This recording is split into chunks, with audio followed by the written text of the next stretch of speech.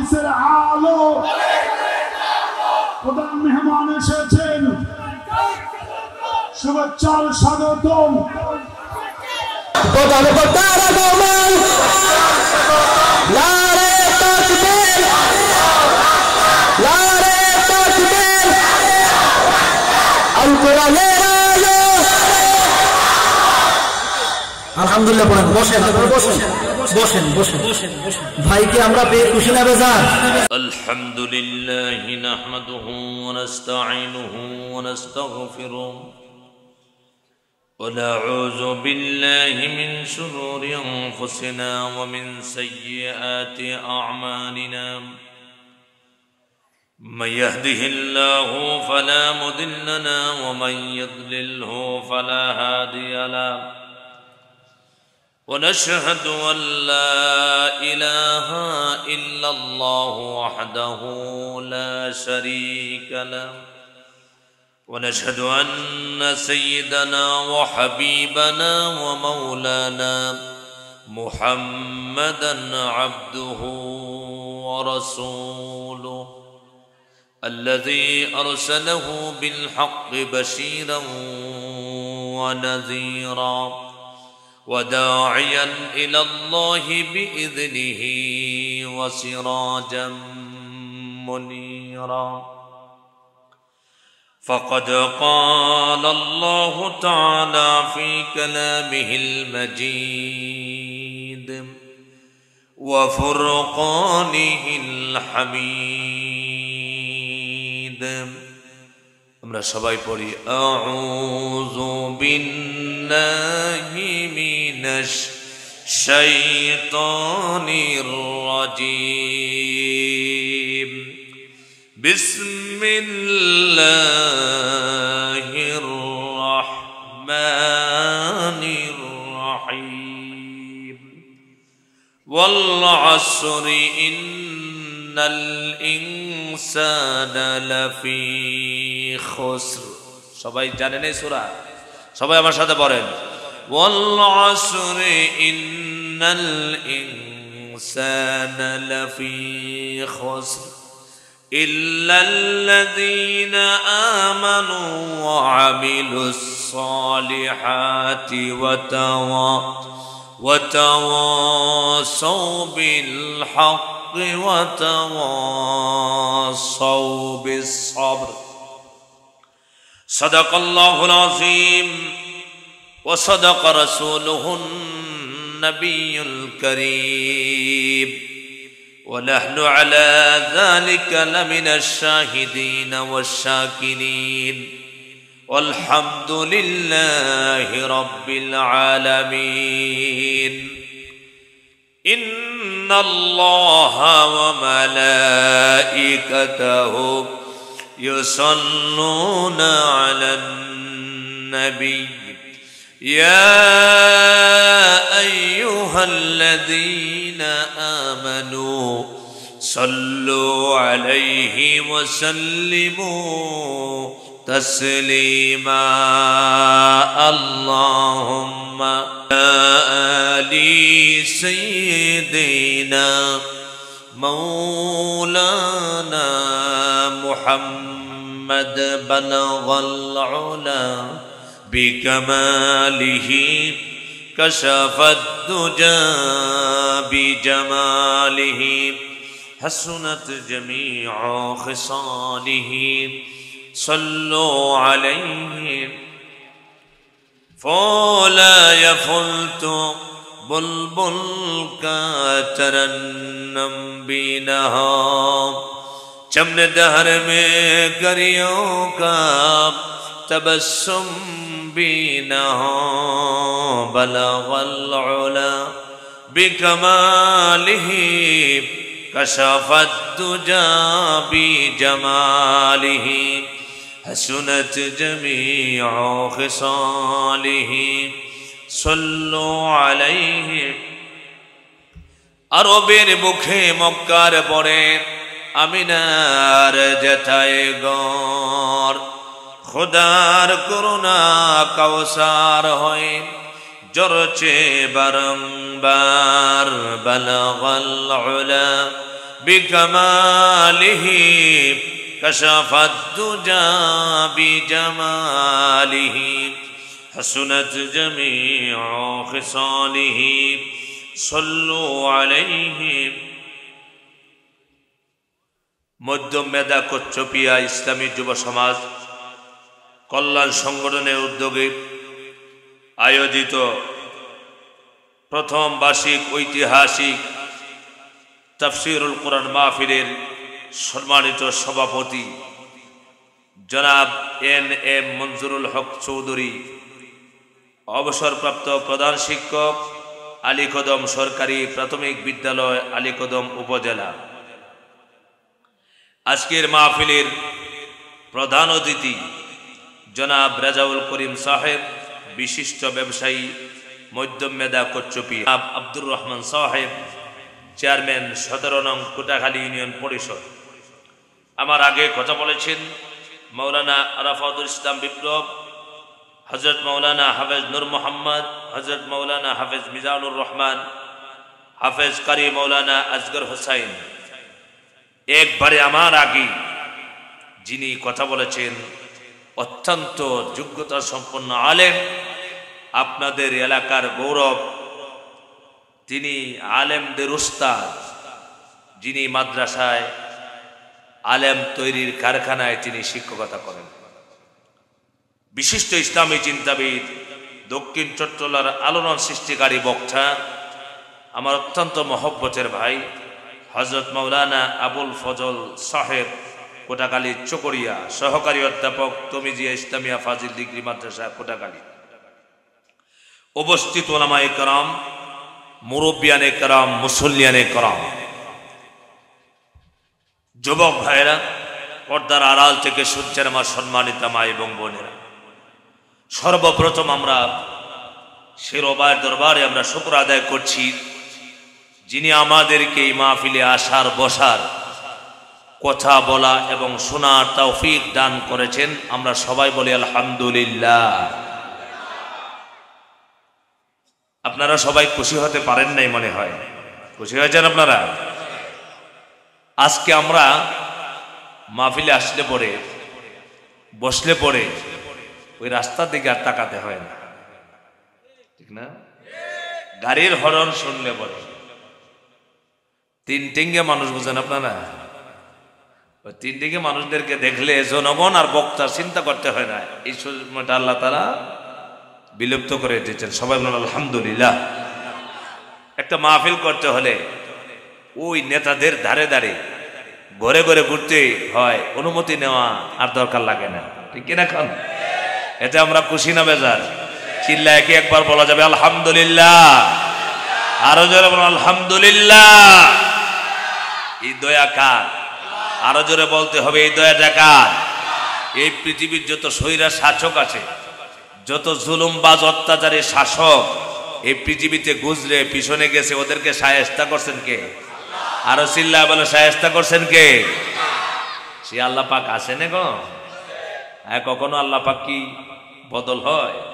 আল্লাহর ক্ষমতা শেয়ার কখনো বদল হয়? এটা পৃথিবীর সমস্ত শাসকদের চেয়ার চিরদিন থাকে না। আর দুনিয়ার মানুষ মনে করে চেয়ারে যেহেতু একবার বসছি, প্রয়োজন হলে দুনিয়া সব মানুষ মরে যাক, এরপরে চেয়ার যাতে আমার না সরে। কথা কন না কেন?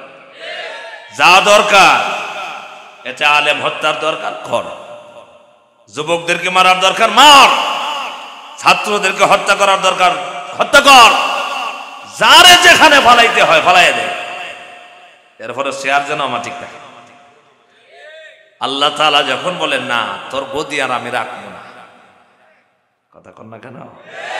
গদির মালিক, চেয়ারের মালিক কে? কুলিল্লাহুম্মা মালিকাল মুলক তুতিল মুলকা মান তাশা ওয়া তানজিউল মুলকা মিম্মান তাশা ওয়া তুইজ্জু মান তাশা ওয়া তুযিল্লু মান তাশা। সমস্ত মুলকের মালিক কে? চিল্লা বলো মুসলমানের সমস্ত মুলকের মালিক কে? আল্লাহ পাক যাকে চান অল্প দিনের জন্য ক্ষমতা দেন, আর ইচ্ছা যাকে করেন তার কাছ থেকে লাথি দিয়া সরায় দেন। কথা বলেন না কেন? ক্ষমতার যখন অপব্যবহার করে, ক্ষমতা পেয়ে যখন আল্লাহর জমিনের মধ্যে জুলুম অত্যাচার নির্যাতন জুলুমের স্টিমরোলার যখন জাতির উপরে সাফায়া দেয়, আল্লাহ তাআলা ফেরাউনকে, হামানকে, কারুনকে শায়েস্তা করেছিলেন, সেইভাবে কিয়ামত পর্যন্ত জুলুমবাজ শাসকদেরকে শায়েস্তা করবেন। ঠিক কিনা বলেন? এটার নজির আমরাও দেখে গেলাম 2000 কত সালে? কথা বলে না কত সালে? আরে ভাই, জীবনে না দেখলেও তো জীবন বলতে পারবো যে জালেমদেরকে কিভাবে আল্লাহ শায়েস্তা। এতদিন তো কোরআন শরীফ শুনছিলেন, এবছর দেখিয়ে দিচ্ছেন। কথা কর না কেন? কষ্ট হবে আপনাদের? এগুলো বললে অনেকের কষ্ট হয় না যেন। সম্মানিত ভাইরা, আল্লাহ রাব্বুল আলামিন এমন সুযোগ করে দিয়েছেন, এই জন্য আল্লাহ পাক কুরআনুল কারীমে বললা ইন শাকারতুম লা আযীদান্নাকুম ওয়া লা ইন কাফারতুম ইন্না আযাবি লাশাদীদ। আল্লাহু আকবার। আল্লাহ পাক বলছেন, বান্দা বান্দিরা যারা আমার নিয়ামতের শুকর আদায় করবে, কৃতজ্ঞতা প্রকাশ করবে, আমি আল্লাহ পাক তাদের জন্য আমার নিয়ামতকে বাড়ায়া দেব। আর যারা না শুকরিয়া করবে, ক্ষমতা আল্লাহ তাআলার দেয়া এক নিয়ামত, ইজ্জত, সম্মান, ধন সম্পদ, এলেম, কালাম, সব কিছু আল্লাহ পাকের দেয়া নিয়ামত। নিয়ামত পাওয়ার পরে বান্দা যখন শুকর আদায় করে আল্লাহর দরবারে, আল্লাহ রাব্বুল আলামিন তার জন্য নিয়ামতকে বাড়ায়া দেয়। আর ক্ষমতা পেয়ে, রিজিক পেয়ে, পাওয়ার পেয়ে, সন্তান সন্ততি, এই জন সম্পদ, আল্লাহ পাকের যত নিয়ামত রয়েছে, নিয়ামত পাওয়ার পর যখন না শুকরিয়া হয়ে যায়, আল্লাহ পাক বলেন আমি তার কাছ থেকে নিয়ামতকে চিনায় আনে, উঠায় আনে। তাই শুধু শেষ নয়, আমি তাদেরকে কঠিন শাস্তির ব্যবস্থা করি, কঠিন শাস্তি দেই। পৃথিবীর সমস্ত মানুষ যে শাস্তি দিতে পারে না, সেই শাস্তি দিতে পারেন কে? আরো চিল্লায় বলেন কে? এই দেশের আপামর জনতা স্লোগান দিয়েছিল, বিশেষ করে বিএনপির ভাইরা সহ তত্ত্বাবধায়ক সরকারটা দেওয়ার জন্য। কথা বলেন না, কথা কন। তত্ত্বাবধায়ক সরকার দিবে তো দলের কথা, তত্ত্বাবধায়ক সরকারের স্লোগান যারা দিছে ওদেরকে রাস্তায় পিটাইছে, জেলখানায় দিছে। তত্ত্বাবধায়ক সরকার দিছে, আল্লাহ বলে দিবি না তোকে উৎখাত করবো। কথা কন, উৎখাত করছে, কষ্ট হবে আপনাদের। সম্মানিত ভাইরা, আল্লাহ পাক অসংখ্য নিয়ামত আমাদেরকে দিয়েছেন। আল্লাহ পাক বলেন ওয়া ইন তাউদ্দু নি'মাতাল্লাহি লা তুহসুহা। বান্দা বান্দিরা, আমি আল্লাহ পাক তোমাকে অসংখ্য নিয়ামত দান করেছি। মানুষ এমন ভাবে থাকে, যেমন ভাবে নদীর পাড়ে, সাগরের পাড়ে যখন দাঁড়াবেন, দাঁড়ানোর পর দেখবেন একটা মাছের পিঠ দেখা যায় না, সমস্ত মাছগুলো পানির ভিতরে আছে। তার ডানে পানি আছে, বামে পানি আছে, উপরে পানি আছে, নিচে পানি আছে, কারণ পানি ছাড়া বাঁচতে পারে না। আল্লাহ তাআলা এত নিয়ামত দিয়েছেন, আল্লাহ নিয়ামত ছাড়া কোনো মানুষ এক সেকেন্ড বাঁচতে পারে না। আল্লাহ তাআলার অক্সিজেন, আল্লাহ তাআলার আলো বাতাস, আল্লাহ তাআলার জমিন, সব কিছু 24 ঘন্টা আল্লাহ পাকের নিয়ামত গুলো ভোগ করতেছি। আর আল্লাহর সাথে নাফরমানি করে আল্লাহ পাক বলে, বান্দারে তোমার জীবন বড় যদি হিসাব করতে চাও, আমি আল্লাহ পাক তোমার জীবনে কত নিয়ামত দিয়েছি, জীবনটা শেষ হয়ে যাবে, আমি আল্লাহর নিয়ামত গুলো গণনা করে কোনোদিন শেষ করতে পারবে না। বলেন সুবহানাল্লাহ। এ কথা কি আমার না কোরআনের? সব ভাইরা পিছনে বেড়া বলেন আমার না কোরআনের? আরো চিল্লা বলেন আমার না কোরআনের? এই কোরআন কিতাব কার? আরো চিল্লায় বলেন কিতাবটা কার? এই কিতাব মতে কি আমরা জীবন চালাবো? কথা বলেন না কেন? চালাবেন আপনারা? পারিবারিক জীবন, সামাজিক জীবন, গ্রাম, ঘর, ইউনিয়ন পরিষদ, থানা, জেলা, উপজেলা, একবার সংসদ পর্যন্ত আগামীতে কারা কারা আমরা এই কোরআনকে সংসদে পাঠানোর যে হাতগুলি দেখতে চাই।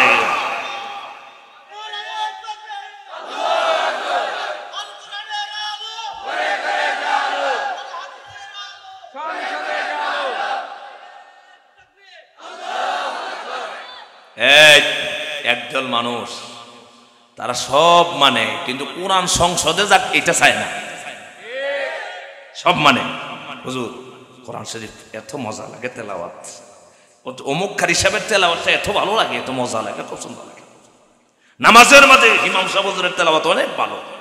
সব দিক যদি বলে আগামীতে সংসদে যাবে কোরআন, বলে রাজাকার। কি কয়? মৌলবাদ, রাজাকার, জঙ্গিবাদ, জামাত ইসলাম বলে কেন? কান মনে রাখবেন, আমাদেরকে কোরআনের আন্দোলন থেকে, কোরআনের কথা দেখে আমাদেরকে যত চেষ্টা করুক না কেন, প্রয়োজন হলে এই দেশের মুসলমানরা কোরআনের জন্য জীবন দিয়েছে, আরো জীবন দেবে। এরপরে কোরআনের আন্দোলন চলবে না, ঠিক কিনা বলো?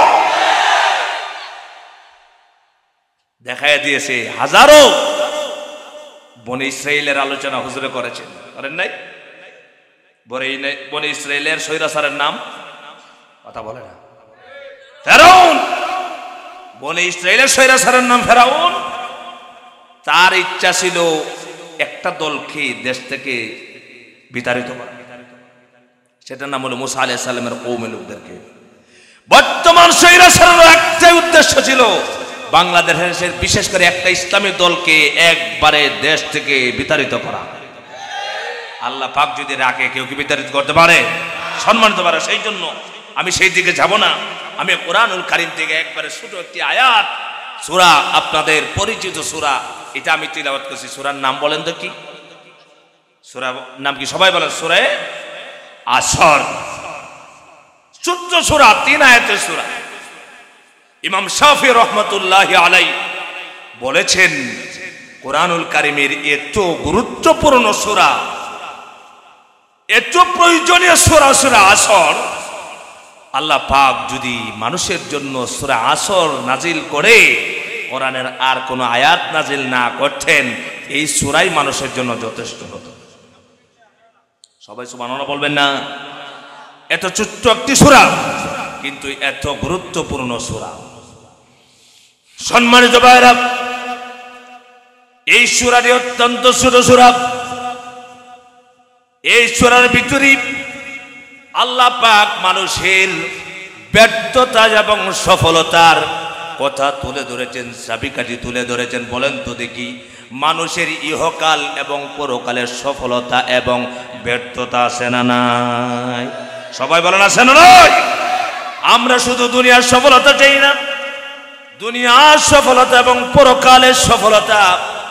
দুনিয়ায় যদি একটা মানুষ সফলতা অর্জন করতে চায়, সে মনে করে আমার সম্পদ আছে, টাকা আছে, পয়সা আছে, আমার সন্তান সন্ততি কোনো অভাব নাই, সেই লোকটাই মনে করে আমি সফল। আসল সফল সেই নয়। আসল সফল যে লোকটা পরকালে নাজাত পাবে, সেই হবে সফল। ঠিক না? যে কবরে নাজাত পাবে, যে হাসরে নাজাত পাবে, যে ফুলসিরাতে নাজাত পাবে, যে মিজানের পাল্লায় নাজাত পাবে, সেই হবে আসল সফল।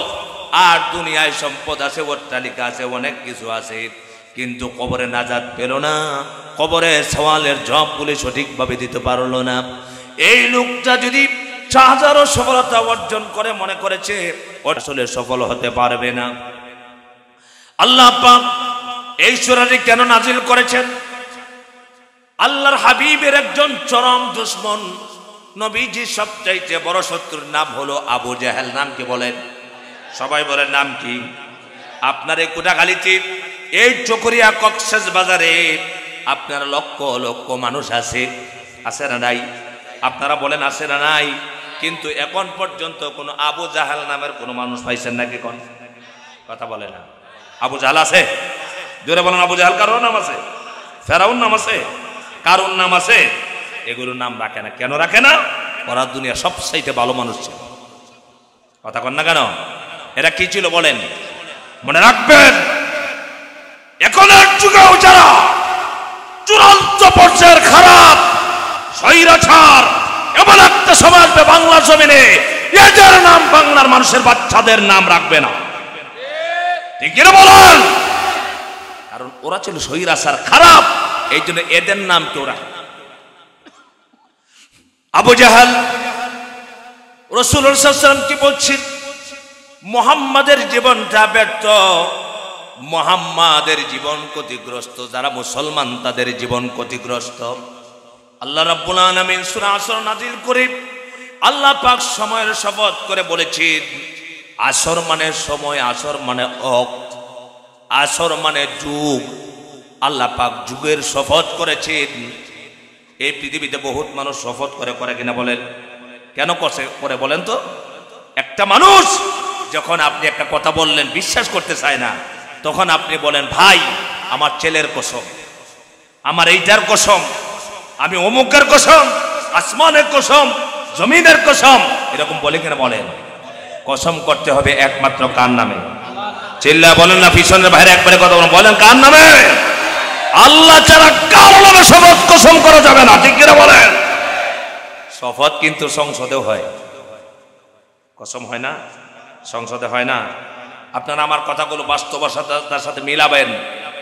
যুবকেরা, ওয়াজ শুধু শুনলে হবে না, বাস্তবতার আলোকে দেখবা কত করে মিল আছে কিনা। শপথ, কসম, আমরা অহরহ কসম করি কিনা? কি কসম করি? ছেলের মাথায় ধরে বলে, আমার ছেলের মাথায় ধরে বলতেছি, বলে কিনা বলেন? হারাম। চিল্লা বলেন। সবাই হারাম বললেন না, যে সবাই বলেন হারাম। শপথ করতে হবে একমাত্র কার নামে? আমাদের দেশে যখন সংসদ অধিবেশন শুরু হবে, চেয়ারম্যান হলেন, মেম্বার হলেন, এমপি হলেন, মন্ত্রী হয়ে গেল, সবাই আবার শপথ বাক্য পাঠ করাবেন। যিনি শপথ বাক্য পাঠ করাবেন তিনি হলেন রাষ্ট্রপতি। কথা বলেন না? বুঝতেছেন ভালো করে? রাষ্ট্রপতি শপথ বাক্য পাঠ করাবেন। সংসদের ভিতরে সবাই বই নিয়ে দাঁড়ায় গেলেন, খাতা নিয়ে দাঁড়ালেন। এবার রাষ্ট্রপতি শপথ বাক্য পাঠ করাইতেছে। আমরা রাগের বশীভূত হইয়া কোনোদিন অপর মানুষের উপরে জুলুম করব না, কারো টাকা মেরে খাবো না, কাউকে অনার্থক কষ্ট দেব না, বিচার বহির্ভূত কোনো কাজ করব না, রাষ্ট্রদ্রোহী কোনো কাজ করব না। এইটা হলো শপথ করেছেন, জাতির সামনে শপথ করেছেন, করে কিনা করে? শপথ করে যখন কাজ শুরু হলো, এবার সম্পদ জাতির দেশের নষ্ট করে না, কোটি কোটি টাকা মানুষের মাইরে বিদেশ পাঠায় দেয়। কাউকে কিচ্ছু করবে না, মানুষকে কষ্ট দিবে না, মারবে না। অথচ তার দল ছাড়া অন্য দলের হলো, জামাত হলো, বিএনপি হলো, তার অপরাধে দইরা জেলখানায় নেয়। কথা কোন ঠিক কিনা? তার মতের সাথে মতের মিল নাই, সেই জন্য এই মতের মানুষদেরকে দইরা অনার্থক মিথ্যা মামলা দিয়া কোরআনের পাখিগুলোকে ফাঁসিতে ঝুলাইয়া দেয়। আর শপথ করেছিল, আমরা হিংসার বশীভূত হইয়া কোনো অপরাধ করব না। কথা বুঝতে পেরেছেন? যারা ওয়াদার খেলাপ করে শপথ ভঙ্গ করেছে, তাদের যারা জাতি কি পাবে? তাদের দ্বারা কোনো কল্যাণ কাজ করতে পারে না। কারণ তারা বলেছিল জনগণের কোনো সম্পদ লুণ্ঠন করবে না।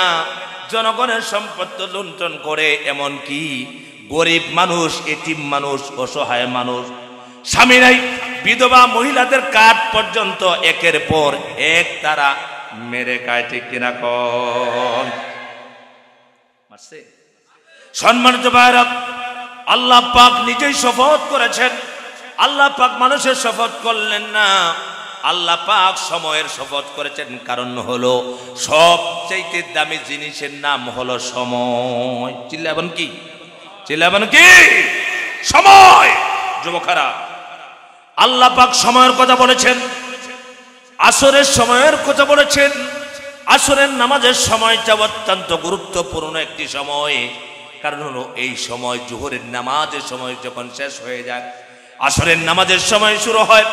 আসরের নামাজের সময়টা শেষ এমন সময় হয় যে সময় রাতের সূচনা হয়ে যায়, দিনের সূচনা শেষ, দিনটা শেষ হয়, রাতের আরম্ভ হয়, এমন গুরুত্বপূর্ণ সময়। সেই সময়ের শপথ আল্লাহ পাক করেছেন। আল্লাহ তাআলা সময়ের গুরুত্ব দিয়েছেন। আল্লাহ পাক বলেন ওয়াল আসর। সবাই বলেন ওয়াল আসরি ইন্নাল ইনসানা লাফি খুসর। আল্লাহ পাক বলেন সময়ের শপথ, সময়ের কসম, নিশ্চয় সমস্ত মানুষ ক্ষতিগ্রস্তর মধ্যে নিপতিত। কে বলেছেন? চিল্লাবেন, কে বলেছেন? আল্লাহ পাক বলেন পৃথিবীর সমস্ত মানুষ ক্ষতিগ্রস্ত, তারা ক্ষতির মধ্যে রয়েছে। আল্লাহ পাক বলেন কারণ হলো সময়ের দাম দিতে হবে। এখানে মুরব্বী যারা আছেন, কয়েকদিন আগে দেখছেন চেহারা অত্যন্ত ভালো ছিল, আয়নার মধ্যে এখন তাকায় দেখেন চেহারা সুন্দর নাই, ঠিক কিরকম? কেমন নে ভাবলে ভাবলে ভাবলে গেল, সময়টা কেমন ভাবে গেল আপনি নিজেও বলতে পারলেন না, বুঝলেন না। চায়ের দোকানে বসে বসে ঘন্টার পর ঘন্টা আমরা নষ্ট করে দিই, ঠিক কিরকম? আজান হয়েছে, নামাজে যায় না। এই সময়ের দাম আছে। কিয়ামতের দিন আল্লাহ পাক প্রতিটা মানুষকে ওই যে আস্তে আস্তে উঠা শুরু হয়েছে। এই মাহফিলের নাম কি বলেন তো? কথা বলেন। তাফসিরুল কোরআন মাহফিল বুঝেন? তাফসিরুল মাহফিল কারে লিখে তো শর্ট করে ফেলেন। কথাগুলো কি বুঝতেছেন? জীবনটা কাটায় দিচ্ছেন। ছিলেন ইয়াং ছেলে, বুড়া হয়ে গেছেন, মালাকুল মউত আসবে, দূরে নিয়ে যাবে, চলে যাবেন। জবাবদিহিতা কবরে আছে না নাই? কথা বলেন, আছে না নাই? বাবার যে কবরে রাখছেন, মায়ের কবরে রাখছেন, মা বাবাকে যে আল্লাহ পাক জিজ্ঞাসা করেছিলেন কবরের আযাব, কবরের সওয়াল জবাব, বাবাকে জবাব দিতে পেরেছিলেন কিনা এই খবর পেয়েছেন? কথা বলেন না কেন? পেয়েছেন আজ পর্যন্ত? 20 বছর আগে বাবাকে কবরে রাখছেন, আল্লাহর পক্ষ থেকে জিজ্ঞেস করা হয়েছিল মার রাব্বুকা মা দীনুকা মান হাযার রাজুলুল্লাযী বুইস ফীকুম, তোমার রব কে, তোমার দিন কি, নবীজিকে চিনো? এই প্রশ্ন যে আপনার বাবাকে করা হয়েছিল, আপনার মাকে করা হয়েছিল, আমার বাবা মাকে করা হয়েছিল, আমার মা বাবাকে জবাব দিতে পেরেছিলেন কিনা সেই সংবাদকে আজও আপনার কাছে আছে? কথা বুঝতেছেন আপনারা?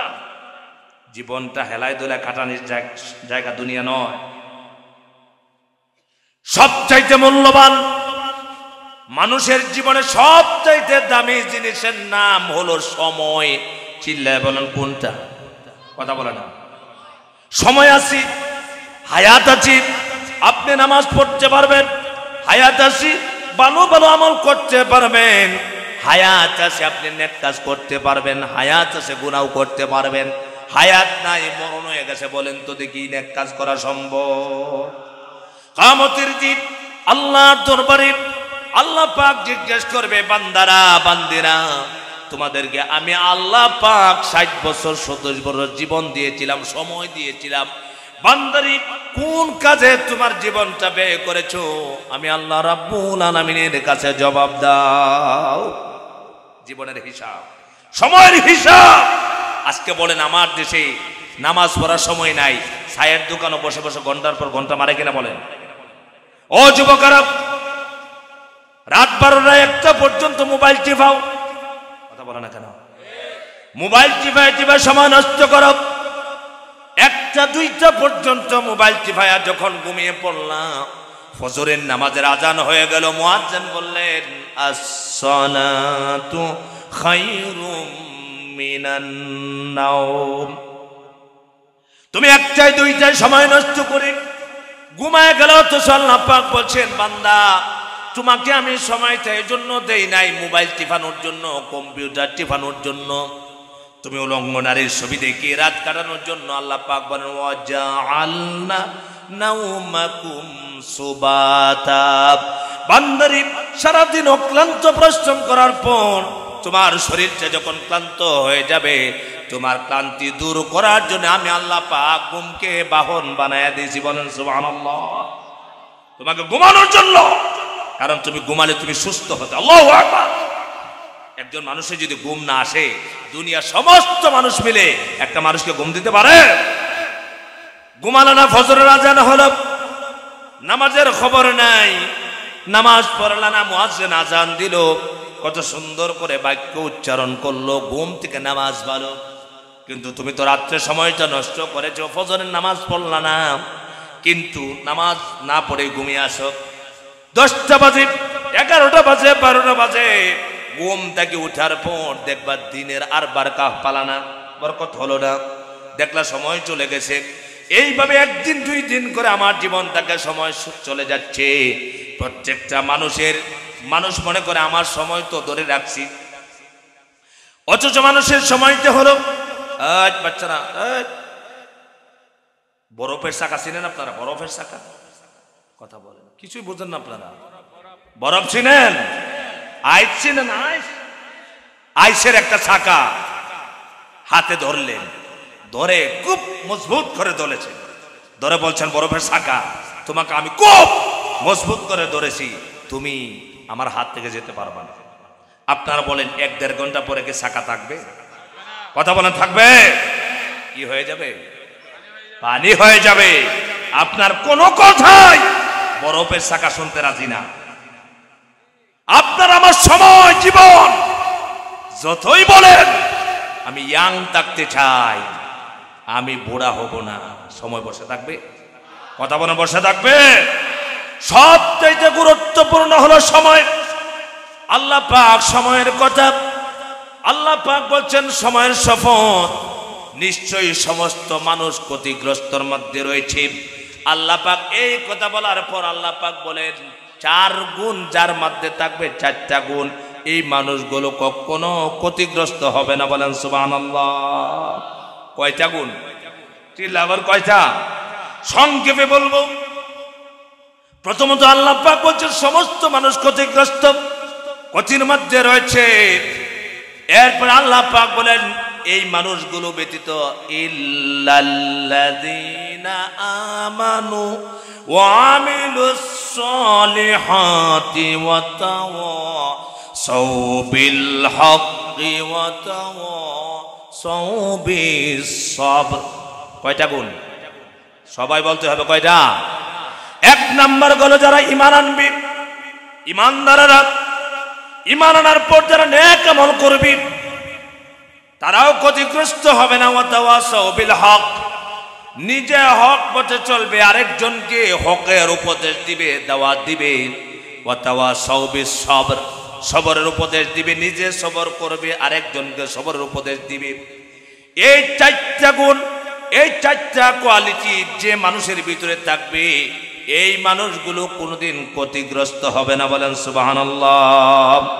1 নাম্বার, চিল্লায় বলেন কয় নাম্বার? পিছনের বাইরে আঙ্গুল তোলেন, কয় নাম্বার? 1 নাম্বার হলো ঈমান। চিল্লায় বলেন কি? চিল্লায় বলেন কি? সবচেয়ে দামি জিনিসের নাম, আরো চিল্লায় বলেন দামি জিনিসের নাম ঈমান। আমেরিকা, লন্ডন উন্নত দেশ না গরিব দেশ? কথা বুঝেন আপনারা? উন্নত না গরিব? ওদের ভিতরে আছে মানবতা। বুঝতে পেরেছেন? কি আছে? মানব কল্যাণে যত কাজ করার দরকার সব করে তারা। কি করে? সব করে। আপনি আমেরিকায় চাকরি করবেন, লন্ডনে চাকরি করবেন, মাস যেতে না যেতে আপনার বেতন দিয়ে দেবেন। বুঝতে পেরেছেন? আপনি রাস্তায় অ্যাক্সিডেন্ট হয়েছেন, আপনাকে ফেলে চলে যাবে না। আমার দেশে অ্যাক্সিডেন্ট হইলে কি গাড়ি দাঁড়ায়? কথা বলে না দাঁড়ায়। কারণ আমাদের দেশে তো অবস্থা খারাপ, একজন নির্দোষ মানুষকে দইরা এই কুত্তা বাহিনী কত দিয়েছে ওইগুলো দইরে নিয়ে যাবে, নিয়ে বলবে বেটা তুই মারছস। কথা বোঝেন নাই? ওই দেশে তো জুলুম নাই, ওই দেশে যে মার্ডার করছে তাকেই ধরবে। আর আমার দেশে যে মার্ডার করে না, যে নামাজি, যে ইসলামের দাওয়াত দেয়, কোরআনের কথা বলে, এ হয় এই দেশে জঙ্গি রাজাকার। ঠিক কি রাখা? এই দেশে মানুষ অ্যাক্সিডেন্ট পরে দাঁড়াবে কেমন? ওই দেশে অ্যাক্সিডেন্ট হলে ফেলে যায় না। চিকিৎসার দরকার চিকিৎসা দেয়, খাবারের দরকার খাবার দেয়। চাকরি করেছে, চাকরি যারা করলো অফিসে আদালতে চাকরি করলো, মাস যাওয়ার সঙ্গে সঙ্গে তার বেতন দিল। তার রাষ্ট্রের ভিতরে কোনো মানুষ অর্ধাহারে অনাহারে টাকার জায়গার কারণে কোনো মানুষ মারা যাবে না, মানবতার কোনো অভাব নাই। কিন্তু কিয়ামতের দিন ঈমান না থাকার কারণে একটাও জান্নাতে যাবে না। ঠিক কিনা? বুঝতে পেরেছেন? সব করলো কিন্তু ঈমান নাই। কি নাই বলেন? ঈমান আছে? ইহুদিদের ঈমান আছে, খ্রিস্টানদের ঈমান আছে। তাহলে ইহুদি খ্রিস্টানকে জান্নাতে যাবে? 1 নাম্বার হলো ঈমান। চিল্লাবেন কি? আল্লাহ পাক বলেন ওয়া মাই ইয়াকফুর বিল ঈমানি ফাকাদ হাবিতা আমালুহু ওয়া হুয়া ফিল আখিরাতি মিনাল খাসিরিন। আল্লাহ পাক বলছেন যারা ঈমানকে অস্বীকার করলো তাদের নামাজ, তাদের রোজা, তাদের কোনো ইবাদত আল্লাহর কাছে কখনো মঞ্জুর হবে না। আল্লাহর কাছে কি হবে না? কারণ কি সবচেয়ে দামি জিনিসের নাম হলো ঈমান। ঈমানের মধ্যে যদি বেজাল থাকে, এই জন্য সমস্ত নবী এবং রাসূলগণ পৃথিবীতে যারা এসেছেন সকলে সর্বপ্রথম ঈমানের দাওয়াত দিয়েছেন। কিসের দাওয়াত? ঈমানের দাওয়াত। আমার দেশে বহুত মানুষ আছে নামাজ পড়ে ঈমান নাই। কথা বলে না কেন? আমরা কি বলে হুজুর একটা মিথ্যা কথাও বলি না, ঈমান আমার শক্ত আছে, এরকম বলে। আপনাদের এলাকা জানি না, আমার এলাকার কথা বলছি, বলে হুজুর জীবনে একটা মিথ্যা কথা বলি না, কিন্তু নামাজ পড়ি না। কি করে না? নামাজ পড়ে না, ওই যে মিথ্যা কথা বলে না, ওইটাই হলো ঈমানদার। হিন্দুদের মধ্যে বহুত মানুষ আছে মানুষকে ঠকায় না। কথা বলে না? হিন্দুদের মধ্যে বহুত মানুষ আছে মিথ্যা কথা বলে না, এজন্য ঈমান হয়েছে। কথা বলে না কেন? ঈমান হয়েছে। ঈমানদারের পরিচয় শুধু মিথ্যা না বলা নয়, মিথ্যা না বলা হলো ঈমানদারের একটা গুণ, কিন্তু ঈমানের জন্য যথেষ্ট নয়। ঈমান হলো আল্লাহ পাকের পূর্ণ আস্থা, এবং ঈমানে মুফাসসালের ভিতরে আল্লাহ পাক যত কথা বলেছেন সবগুলোকে বিশ্বাস করার নাম হলো ঈমান। নামাজ পড়ে ঠিক, রোজা রাখে ঠিক, হজ করে ঠিক, যাকাত দেয় ঠিক, সব কিছুই করতে পারে কোরআন দিয়া। কিন্তু যখন বলা হয় আসুন ভাইয়েরা আমার, সমাজ যদি সুন্দর করতে হয়, সমাজ যদি ভালো করতে হয়, সমাজ যদি ইয়াবা মুক্ত করতে হয়, সমাজ যদি মদ মুক্ত জুয়া মুক্ত করতে হয়, সমাজ যদি সুদ মুক্ত করতে হয়, ঘুষ মুক্ত করতে হয়, তাহলে সামাজিকভাবে রাষ্ট্রীয়ভাবে কোরআনকে প্রতিষ্ঠিত করতে হবে। ওই নামাজি বলে ওরা তো কোরআনের আইন চায়, বন্ধ করো। কথা বলেন ঠিক কিনা? যে নামাজ পড়ছে কোরআন শরীফ দিয়া, ওই লোকটাই বলে ওই মৌলবীরা কোরআন শরীফ দিয়ে রাজনীতি করে। কথা কেন? তার মানে তারা নিজের মত দিয়ে রাজনীতি করতে পারবে, কিন্তু আল্লাহর কোরআনে সমাজ গঠন করতে চায় না। এই মানুষগুলো যতই নামাজ পড়ুক, নামাজ পড়লে ঈমানদার হতে পারবে না। আল্লাহ পাক বলেন ওই মানুষগুলো ক্ষতিগ্রস্ত হবে না। মুমিনের জীবন সফল, কদ আফলাহাল মুমিনুন। মুমিনের জীবন সফল কিভাবে সফল হবে? এক নাম্বার হলো মুমিনের লাগবে নির্ভেজাল ঈমান। চিল্লা বলেন কি লাগবে? ঈমান লাগবে। ঈমান আছে, নাজাত আছে। ঈমানদার যখন এই পৃথিবী থেকে চলে যাবে, ঈমানদারের কোনো ভয় নাই, কোনো চিন্তা নাই। ঈমানদার যখন কবরে যাবে, কবরের মধ্যে রাখা হবে। মানুষের জন্য সর্বপ্রথম মঞ্জিল ঘাঁটি হলো কবর। কবরের মধ্যে মুমিন বান্দাদেরকে যখন রাখা হবে, যারা পৃথিবীতে একমাত্র আল্লাহ ছাড়া কাউকে মালিক মানে না। আমাদের মালিককে চিল্লায় বলো, আমাদের মালিককে, আমার হায়াতের মালিককে, মওতের মালিককে। আমাকে পৃথিবীতে বাঁচায় রাখতে পারবেন কে? আমাকে যদি আল্লাহ পাক বাঁচায় রাখেন, পৃথিবীর কোন জালেম আমাকে হত্যা করতে পারবে না। ঠিক কিনা বলো? সমস্ত ক্ষমতার মালিক কে? সেই রব। সেই রবের গোলামি করে এই কথার উপরে শুধু বলবে না,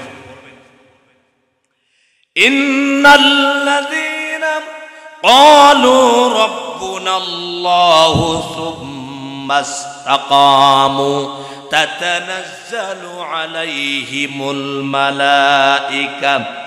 মালাইকাতু আল্লা তাখাফু ওয়া লা তাহজানু ওয়া আবশিরু বিল জান্নাতিল্লাতী কুনতুম তুআদুন।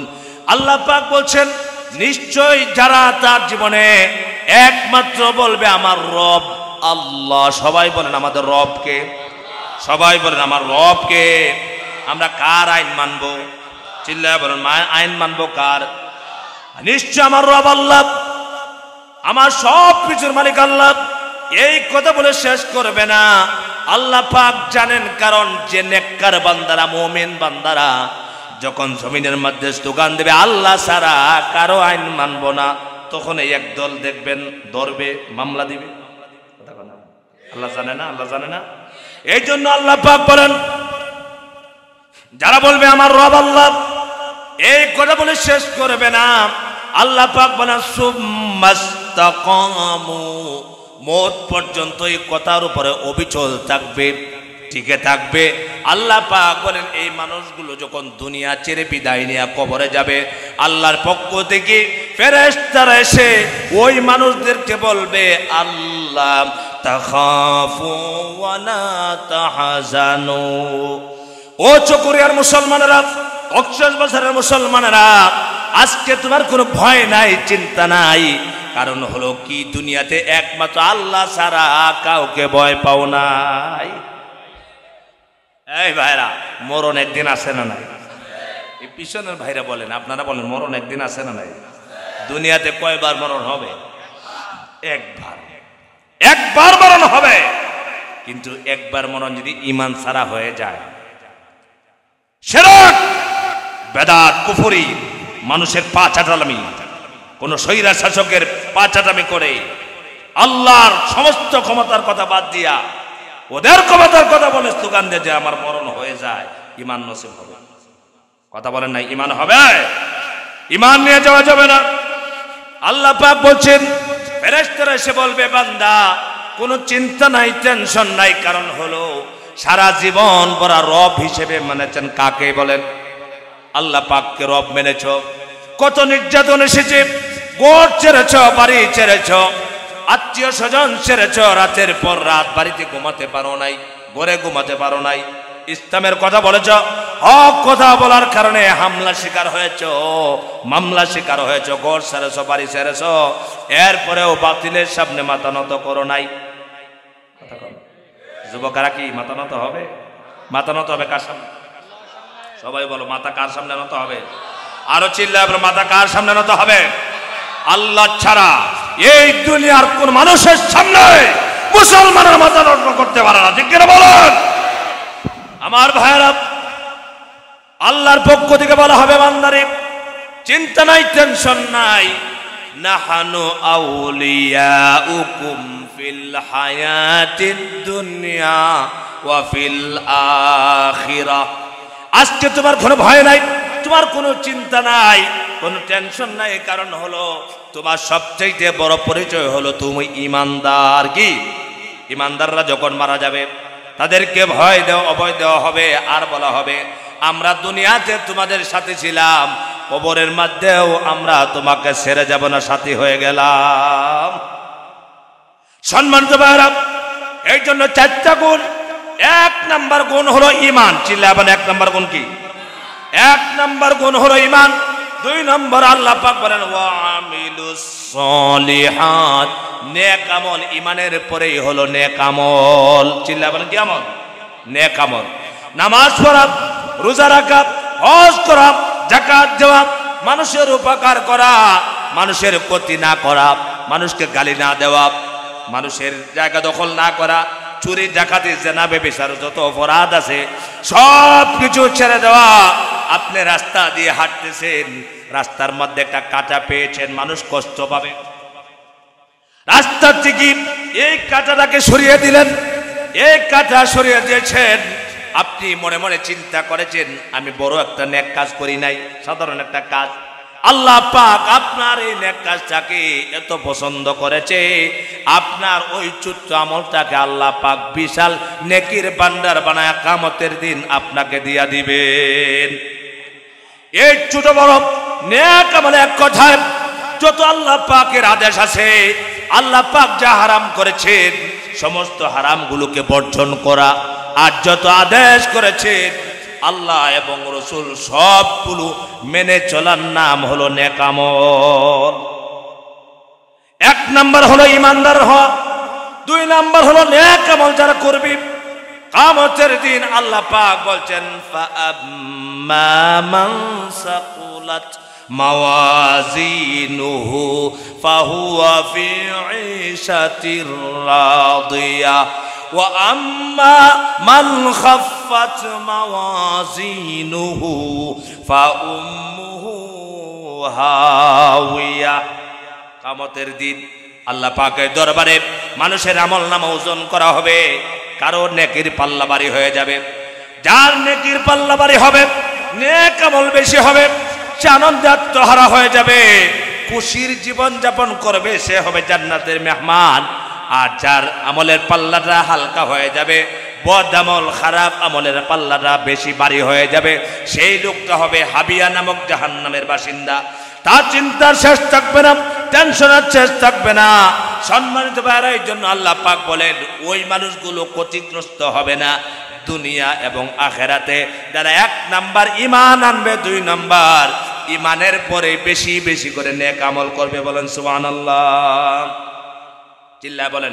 আল্লাহ প্রথম আয়াতে বলছেন সমস্ত মানুষ ক্ষতির মধ্যে রয়েছে, ক্ষতিগ্রস্ত তারা বাদে। কারা বাদে? তারা ব্যতীত। আমাদের দেশের মনে করেন সরকার, বর্তমান তত্ত্বাবধায়ক সরকার অর্ডার দিলেন সারা বাংলাদেশের মানুষকে আগা হবে। কি দেওয়া হবে? কথা বলেন, সবাই বলেন না কেন, কি দেওয়া হবে? অর্ডার কেমনে আসছে? সারা দেশের মানুষকে কম দেওয়া হবে, তবে তারা ব্যতীত। কি বলছে? প্রথম কি বলছিলেন বলেন? সকলকে দেওয়া হবে। এরপরে বলছে তারা, তাহলে বোঝা যায় এর একটা পার্ট আছে, একটা ভাগ আছে, ঠিক না? সবাইকে কম দেওয়া হবে। সরকার বলেছে তারা ব্যতীত। কারা ব্যতীত?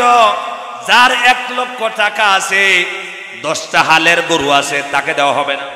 শর্ত দিয়ে দিচ্ছে আল্লাহ পাক। শর্ত আল্লাহ পাক প্রথম বললেন ইন্নাল ইনসানা লাফি খুসর, নিশ্চয় সমস্ত মানুষ ক্ষতির মধ্যে নিপতিত, ক্ষতির মধ্যে রয়েছে।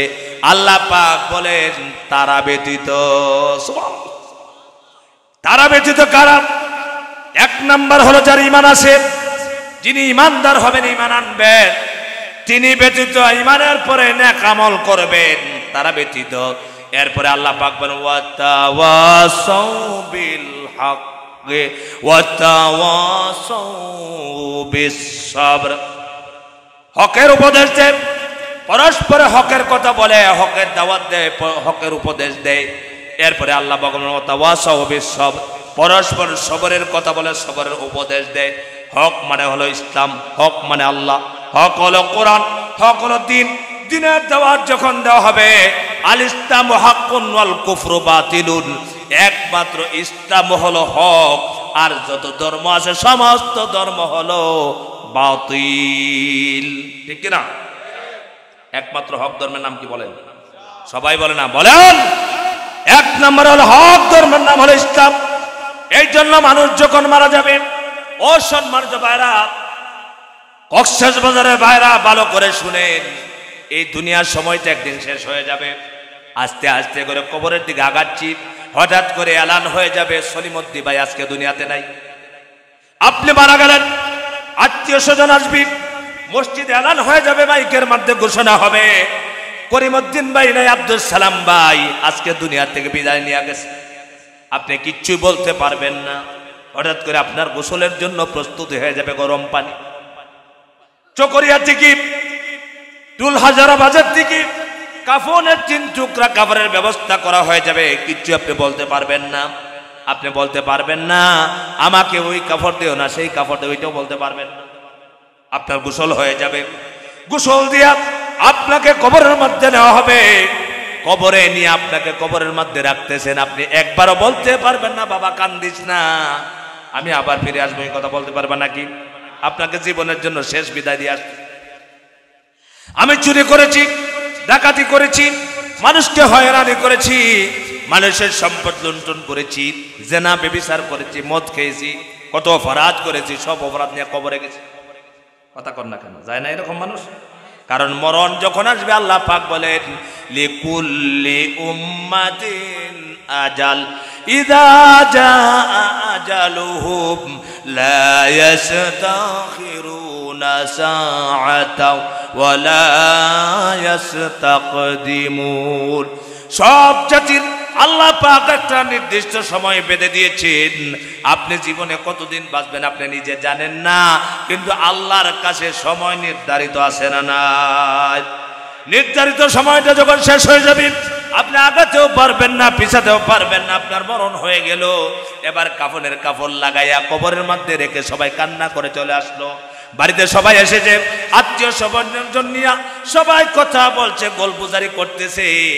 কবরের ভিতরে আপনি কিন্তু একা আছেন। কথা কন না কেন? কবরের মধ্যে আপনি একা আছেন।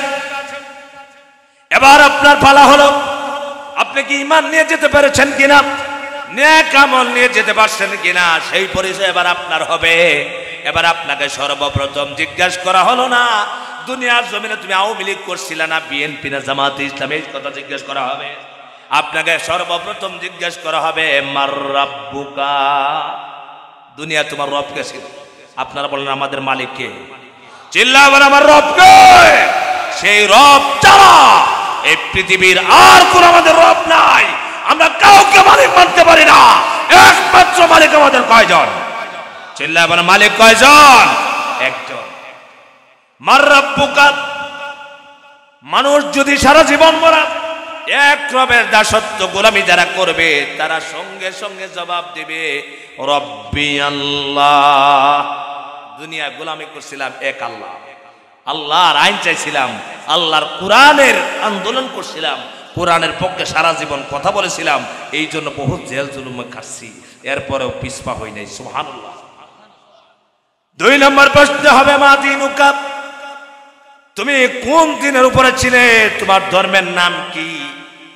আমরা যদি সত্যবাদী হই, ঈমান নিয়ে যাওয়া যায়, সঙ্গে সঙ্গে ওই মানুষগুলো বলবে দীনিয়াল ইসলাম, আমি ইসলাম ছাড়া অন্য কিছু মানি নাই, ইসলামের উপরে জীবনটা কাটাইয়া দিছি। 3 নম্বর প্রশ্ন, মান হাযার রাজুলুল্লাযী বুইসা ফীকুম, রাসূলুল্লাহ সাল্লাল্লাহু আলাইহি সাল্লামের চেহারা মুবারক চোখের সামনে ভেসে উঠবে, ফেরেশতারা জিজ্ঞাসা করবে উনাকে চিনো নাকি? আল্লাহ নেককার বান্দা যদি হয়, নেক আমল নিয়ে যদি কবরে যায়, সঙ্গে সঙ্গে বলবে তিনি মুহাম্মাদুর রাসূলুল্লাহ সাল্লাল্লাহু আলাইহি ওয়াসাল্লাম। আল্লাহর পক্ষ থেকে বলা হবে আমার বান্দা জবাব ঠিক মতো দিয়েছে, নেক আমল করে এসেছে, ঈমান নিয়েছে, কবরের মধ্যে এসেছে, আমার বান্দার জন্য কবরের মধ্যে জান্নাতের বিছানা বিছায়া দাও, জান্নাতের পোশাক পরিধান করে দাও, জান্নাতের সাথে একটা রাস্তা বানায় দাও, আমার বান্দা যেন কিয়ামত পর্যন্ত কবরের ভিতরে থেকে জান্নাতের আলো বাতাস কবরের মধ্যে থেকে পাইতে পারে। বলেন সুবহানাল্লাহ।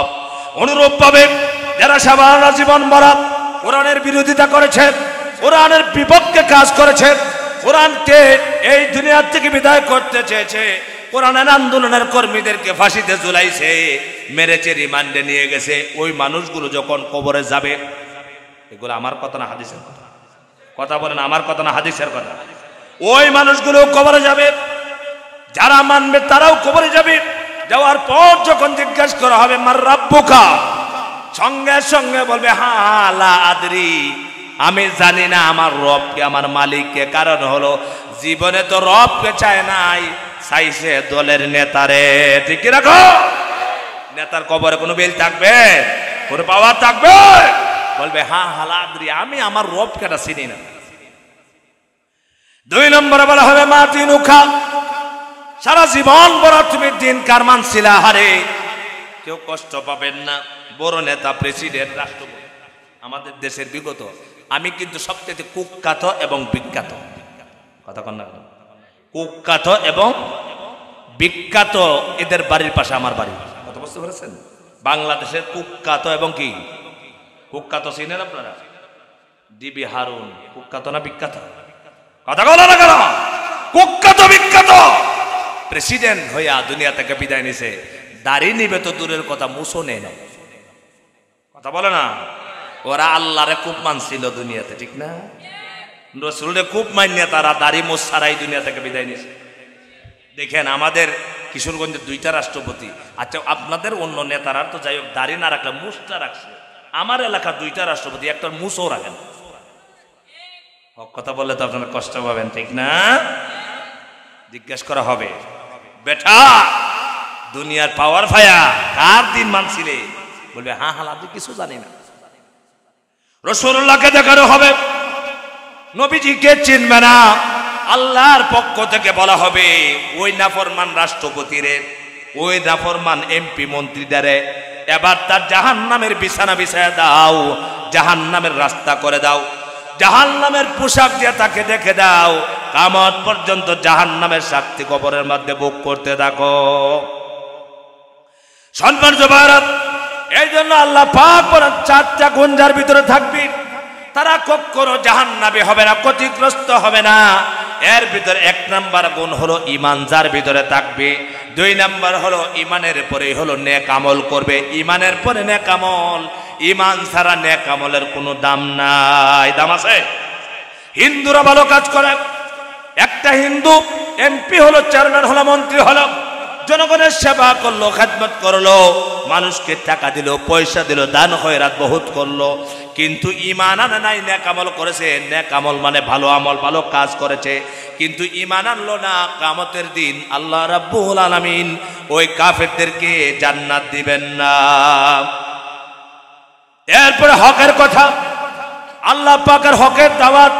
আল্লাহ পাক জানেন আমার বান্দা বান্দিরা যখন হকের দাওয়াত দিবে, হক কথা বলবে, হকের দাওয়াত, ইসলামের দাওয়াত দিবে, কোরআনের কথা বলবে, হকের দাওয়াত দিবে, তখন এক শ্রেণীর মানুষেরা তারা সহ্য করতে পারবে না, আমার বান্দা বান্দিদেরকে মারবে, মামলার আসামি বানাবে। এই জন্য আল্লাহ পাক বলেন তারা সেই সব মানুষ নিজেরা সবর করবে এবং আরেকজনকে ধৈর্য ধারণের উপদেশ দেয়। হযরত লুকমান, নাম শুনছেন? হযরত লুকমান হাকিম তার সন্তানকে বলেছিলেন, ইয়া বুনাইয়া আকিমিস সালাতা ওয়া আমুর বিল মারুফি ওয়ানহা আনিল মুনকার ওয়াসবির আলা মা আসাবাক ইন্না যালিকা মিন আজমিল উমুর। আল্লাহ পাক সূরা লুকমানের ভিতরে হযরত লুকমান তার সন্তানকে বলেছিলেন, ইয়া বুনাইয়া, হে আমার সন্তান, আকিমিস সালাত, নামাজ কায়েম করো, ওয়া'মুর বিল মারুফ, সৎ কাজের আদেশ করবা, ওয়ানহা আনিল মুনকার, অসৎ কাজে বাধা দিবা। হযরত লুকমান জানতেন, কারণ হলো লুকমানকে আল্লাহ পাক এত জ্ঞান দিয়েছিলেন, হযরত লুকমান বুঝতে পেরেছেন আমার সন্তান যখন হক কথা বলবে, ইসলামের কথা বলবে, কোরআনের দ্বীনের কথা বলবে, আল্লাহর দ্বীনকে প্রতিষ্ঠিত করতে চাইবে, সৎ কাজের আদেশ করবে, ও সৎ কাজে বাধা দিবে, আমার সন্তানের উপরে বিপদ আসবে। এই জন্য হযরত লুকমান বলছিলেন, ও আমার কলিজার টুকরা সন্তান, তোমার উপরে যখন বিপদ আসবে, মুসিবত আসবে, ওয়াসবির, সবর করবা। বলেন সুবহানাল্লাহ। ধৈর্য ধরবা, সবর করবা। এই জন্য সম্মানিত ভাইরা, আল্লাহ পাক বলছেন তারাই ব্যতীত সবাই ক্ষতিগ্রস্ত হবে, যারা বিপদে আপদে মুসিবতে কোরআনের জন্য, দ্বীনের জন্য, আল্লাহর রাজ কায়েম করার জন্য যখন মামলা শিকার হবে, হামলা শিকার হবে, তখন মুমিন বান্দারা সবর করবে, ধৈর্য ধারণ করবে। তাই শুধু শেষ নয়, তার সহপাঠীদেরকে, গ্রামের মানুষদেরকে সবাইকে সবরের জন্য উপদেশ দিবে। ঠিক কিনা কোন? এই উপদেশ দিছিলেন বিগত সময়ে যারা হামলা মামলা শিকার হয়েছে। কত মানুষ বাড়িতে থাকতে পারে নাই, ঠিক কিনা বলেন? বাড়িতে থাকতে পারে নাই, ঘরে থাকতে পারে নাই, অথচ এরা এই দেশের চোর নয়, এই দেশের ডাকাত নয়, এই দেশের সম্পদ লুণ্ঠন করে নাই। এই ছেলেরা একমাত্র আল্লাহর কোরআনের সমাজ কায়েম করতে চেয়েছিল, ঠিক কিনা বলেন? এই কোরআনের কথা বলার কারণে, হক কথা বলার কারণে, যিনি 50 বছর কোরআনের পাখিটা মানুষকে বুলবুলি পাখির মতো কোরআন শুনিয়েছে, তাকে জালেমেরা এই শহীদ শাসক হত্যা করেছে, ঠিক কিনা বলো? 38 যুবকদেরকে আমি শুনতে চাই, এই কোরআনের পাখির হত্যাকারীদের বিচার তোমরা কি বাংলার জমিনে কারা কারা দেখতে চাও? হাত তুলে আল্লাহকে দেখায় দাও।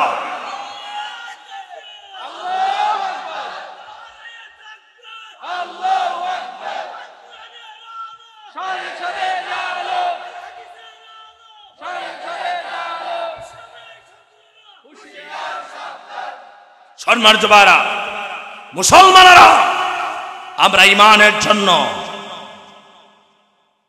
নেক আমলের জন্য, হকের দাওয়াতের জন্য, সবরের জন্য, কোরআনের জন্য জীবন দিতে প্রস্তুত আছি। কথা বলেন না কেন? আল্লামা সাঈদী রহমাতুল্লাহর উত্তরসূরি আমরা যারা দাবি করি, মাওলানা মতিউর রহমান নিজামীর কথা আমরা যারা বলি, তারা হাসতে হাসতে জীবন দিয়েছেন, বাতিলের সামনে মাথা নত করে নাই।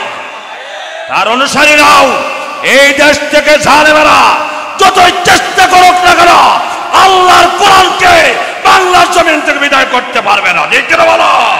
প্রয়োজন হলে লক্ষ লক্ষ যুবকেরা বুকে তাজা রক্ত দেওয়ার জন্য প্রস্তুত সম্মানিত ভাইরা, এই দেশ মুসলমানের দেশ, এই দেশ কোনো হিন্দু রাষ্ট্র নয়, এই দেশ কোনো হিন্দুদের নয়, কোনো কাফের মুশরিকের নয়, এই দেশ ওলিয়া আউলিয়া ওলামায়ে কেরামের দেশ। এই দেশের মানুষ কোরআনের জন্য জীবন দিতে জানে, ঠিক কিনা বলুন? আমরা কোনো নেতার জন্য নয়, কোনো নেতার আদর্শ বাস্তবায়ন করার জন্য নয়, আমরা আল্লাহর হুকুম রাসূলুল্লাহ আদর্শ বাস্তবায়নের জন্য জীবন দিতে পারি, ঠিক কিনা বলুন? সম্মানিত ভাইরা, সেই জন্য যদি আগামী যে এমন কোনো তৈরি হয়, আমরা কোরআনের জন্য আগামীতে আমরা সংসদ চাই এই কোরআনের, ঠিক কিনা বলেন? আমরা বহু সংসদ দেখেছি, এবার চাই আল্লাহর কোরআনের সংসদ। একমাত্র এই দেশ থেকে হত্যা, দর্শন, খুন, খারাপি, সুদ, দোষ, যত যাদের অপরাধ আছে সব কিছু বন্ধ করতে হলে আল্লাহর কোরআনকে সংসদে পাঠাতে হবে, ঠিক কিনা বলেন? তাহলে আগামী থেকে আমরা কোরআনকে সংসদে পাঠাতে চাই। কারা কারা চায় দুইটা হাত আল্লাহকে দেখায় দাও, লিল্লাহি তাকবীর। সম্মানিত ভাইরা, শুধু স্লোগান দিলে হবে না, আমাদের যার যে জায়গা থেকেই আল্লাহর কোরআনের জন্য চেষ্টা করতে হবে। আচ্ছা বলেন, বড় লোক মারা গেলে গরিবরা তার কবরে যায়? কথা বলে না যে বড় লোক মারা গেছে, ওনারা রাস্তা রাখেন, আমরা দিয়ে দেন। আমরা যে যেখানে যে স্তরের আছি, কালো হই, দলা হই, গরিব হই, ধনী হই, ইমান আমার সবালের দরকার, দরকার আছে না নাই? মনে রাখবেন, এই কোরআন শরীফ আল্লাহ তাআলা পাঠিয়েছেন শুধু নামাজ পড়ার জন্য নয়। নামাজ পড়বেন, কোরআন তেলাওয়াত করবেন, কিন্তু আল্লাহ তাআলা এই সমাজকে সুশৃঙ্খল বানানোর জন্য, দেশকে অশান্ত দেশকে শান্তি করার জন্য আল্লাহ কোরআন পাঠাইছে। আমরা এই কোরআনকে ঢুকাইছি মক্তবে, আর কোরআনকে ঢুকাইছি মাদ্রাসা, আর কোরআনকে ঢুকাইছি মসজিদের কোণার মধ্যে। বের করতে রাজি আছে কিনা বলেন? কোরআনের সমাজ ছাড়া কিয়ামত পর্যন্ত শান্ত সমাজকে কেউ শান্ত করতে পারবে না। সেই জন্য আমার ভাইরা, আমাদের কথা একটাই, আমরা নিজের কলিজার চাইতে কোরআনকে ভালোবাসি, ঠিক কি রাখান? আচ্ছা বলেন, রাস্তায় একটা মানুষ রিক্সা চালায়, মনে করেন রিক্সা চালায়, একটা লোক কোরআন শরীফ বাজার থেকে নিয়ে যাচ্ছে তার বাড়িতে। হঠাৎ করে যদি এই রিক্সা চালা লোকটা কোরআন শরীফ নিজে পড়তেও পারে না, নামাজও পড়ে না, একবারে গরিব মানুষ, যদি দেখে কোরআন শরীফটা তার পড়ে গেছে রিক্সা থেকে, ওই লোকটা কি করবে বলেন তো? কথা বলে না কেন? কথা কি একবারে বুঝলেন না আপনারা? কি করবে বলেন? ওর তো কোনো যোগ্যতা নাই, সেও জানে এটা আল্লাহর কোরআন। কথা বলেন ঠিক কিনা? সাথে সাথে ধরবে, চুমো দিকে বুকে লাগাবে। এছাড়া যদি বাংলা বইটা পড়ে যায়, কথা বলে না কেন? উঠাইবে ঠিক, চুমো দিবে না। উঠাইবে ঠিক, মাথায় নিবে না। একমাত্র মাথায় নেয় কোন কিতাব? হাযা কালামুল্লাহ। এই কালাম কার? আরো চিল্লাবেন, এই কথাগুলো কার? এই কথাগুলোর বিরুদ্ধে যারা যায়, এগুলো একটারও ঈমান নাই, একটারও ঈমান নাই। আমি চ্যালেঞ্জ করলাম, এগুলো যদি নামাজ পড়েছে, হজ করেছে, যদি কোরআনের আইন চায় না, একটারও ঈমান থাকে না। মনে রাখবেন, আওয়ামী লীগ করেন আপত্তি নাই, বিএনপি করেন আপত্তি নাই, জামাত করেন আপত্তি নাই, সরমনাই করেন আপত্তি নাই, খেলাফত করেন আপত্তি নাই, জাসদ করেন আপত্তি নাই, জাতীয় পার্টি করেন আপত্তি নাই, কমিউনিস্ট করেন আপত্তি নাই। আপত্তি এক জায়গায়, রাজনীতি থাকবে রাজনীতির জায়গায়, কিন্তু কোরআনের কোনো আইনকে যদি বাদ দিতে চান, কোরআনের আইনের কথা বললে যদি আপনার মেজাজ গরম হয়, মনে রাখবেন আপনার ঈমান নষ্ট হয়ে গেছে। কারণ এই কোরআন শরীফে কোনো নেতার কথা নাই, আমার রাসূলের কথা নাই, ডাইরেক্ট কথা কার? চিল্লা বলো কথা কার? হয় শাহাদাত আঙ্গুল উঠান উপর দিকে, সবাই উঠান, কথা কার? চিল্লা বলো কার? আল্লাহর কথাতে কেউ সন্দেহ করলে তার ঈমান নিয়ে কবরে যেতে পারবে? পারবে না। সম্মানিত ভাইরা, আমি সূরা আসর থেকে বলছিলাম, আল্লাহ পাক বলছেন, সময়ের শপথ করে বলছেন, সমস্ত মানুষ ক্ষতিগ্রস্ত, কিন্তু 4 গুণ বিশিষ্ট মানুষ ছাড়া। সুবহানাল্লাহ বলেন। কয় গুণ বিশিষ্ট? চিল্লাবেন, কয় গুণ? এটা মুখস্থ করে নিতে পারবে। 1 নাম্বার কোন গুণ বলেন? ঈমান। চিল্লাবেন কি? 1 নাম্বার হলো ঈমান, 2 নম্বর হলো নেক আমল, ভালো কাজ, 3 নম্বর হলো ওয়াতাওয়াসাউ বিল হক ওয়াতাওয়াসাউ বিস সবর। হকের কথা, হকের দাওয়াত, হক নিজে গ্রহণ করব, আর একজনকে হকের উপদেশ দিব, পরস্পর হকের কথা বলবো, হকের দাওয়াত দিব, সবরের উপদেশ দিব, নিজে সবর করব, আরেকজনকে পরস্পরের সবার উপদেশ দিব। এই চারটা গুণ যদি আমার ভিতরে থাকে, আল্লাহ পাক নিজেই বলেন এই ইমানদারগুলি কখনো ক্ষতিগ্রস্ত হবে না, এদের জন্য আমি আল্লাহ পাক রেখেছি জান্নাত। আল্লাহ তাআলা আমরা সবাইকে এই চারটা গুণ বিশিষ্ট মানুষ বানায় দেন। সবাই বলেন আমিন, চিল্লা বলেন আমিন। আমার মা বোনদেরকে সহ আমাদের সন্তান সন্ততি পরিবার পরিজন সবাইকে আল্লাহ তাআলা এই চার গুণের মানুষ হিসেবে কবুল করুন। সবাই বলেন আমিন। আল্লাহ পাক যেন আমাদেরকে ক্ষতিগ্রস্ত না করেন। আল্লাহ তাআলার উপরে পূর্ণ আস্থা, কারণ সবচাইতে দামি জিনিসের নাম ঈমান। চিল্লা বলেন কি? রাসূলুল্লাহর আপন চাচা আবু তালেব ঈমান নিয়ে যেতে পারছে? জাহান্নামী না জান্নাতি? কথা বলে না। রাসূলুল্লাহর আপন চাচা জাহান্নামী, নবীজি নিজে বলেছেন আমার চাচা জাহান্নামী। সম্মানিত ভাইরা, ঈমান ছাড়া রাসূলের চাচা হইলেও জান্নাতে যাওয়া সম্ভব না। কথা কন না কেন? যারা নাফরমানি করে, যারা মানুষের হত্যা করে, মানুষের কোটি কোটি টাকা মেরে খায়, ওরা আল্লাহকে খুব ভয় পায়। কথা বলেন না? আল্লাহ পাকে ভয় পায়, আল্লাহ পাকে ভয় পায় না। সম্মানিত ভাইরা, আমরা সব চাইতে যাকে ভয় করব তিনি কে? আরো চিল্লাবেন তিনি কে? আমার ভাই রাস্তা দিয়ে হেঁটে যাচ্ছেন, রাস্তায় একটা গাছ আছে, আপনি একজনের গাছের পাতাটা ছিঁড়তে গিয়া চিন্তা করবেন এই গাছটা আমার না। কথা বুঝতে পেরেছেন? এই গাছের পাতাটা আমি ছিঁড়ব না। আমি রাস্তা দিয়ে হেঁটে যাচ্ছি, একটা মানুষ পড়ে গেছে, আমি তাকে দৌড়ে গিয়ে উঠাতে যাব, সে উঠে গেছে, আল্লাহ তাআলা সওয়াব দিয়ে দিবে, নেক আমল। বুঝতে পেরেছেন আপনারা?